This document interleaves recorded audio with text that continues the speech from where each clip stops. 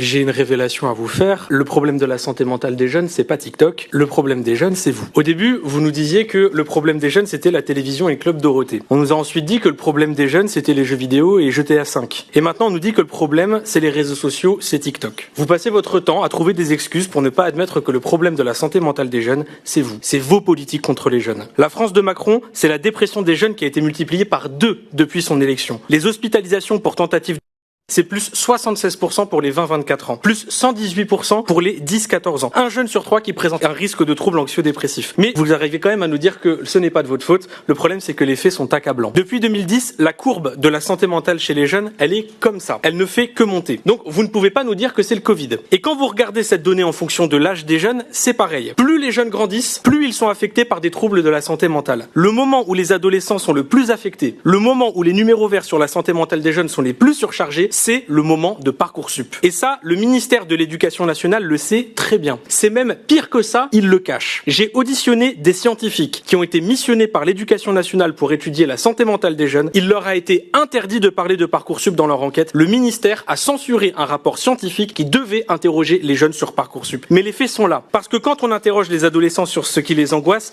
ils disent ça. Notes, avenir, cours, études. Et vous voyez, il y a même Parcoursup qui est marqué juste ici. Quand on interroge les jeunes, je ne vois pas marqué TikTok. Je vois marqué bilan des politiques d'Emmanuel Macron et de Gabriel Attal. Parce que quand on est lycéen à 40 dans une classe, où les professeurs absents ne sont pas remplacés, et quand on sait que c'est un algorithme qui va définir le reste de notre vie sur la base du contrôle de la veille, oui, ça affecte la santé mentale. Quand on est étudiant, qu'on travaille à côté de ses études, qu'on a 100 € de bourse, qu'elle est même pas indexée sur l'inflation, qu'on a un budget de 700 € par mois pour vivre dans des villes où le loyer est à plus de 1000 € pour un studio, qu'on doit faire une croix sur les activités culturelles, qu'on voit pas ses amis parce qu'on a à peine de quoi s'acheter à manger, bien sûr que ça affecte la santé mentale et ça concerne des millions d'étudiants, c'est un phénomène de masse. Quand on est un étudiant qui doit trouver un stage dans un pays avec 20% de chômage des jeunes et qu'on peut pas avoir de diplôme si on trouve pas son alternance, ça rend fou. Et en plus, c'est pas vos gosses qu'on envoie en alternance. Ils ont pas papa et maman pour faire marcher le réseau. C'est encore plus dur d'être recruté quand on est noir ou arabe.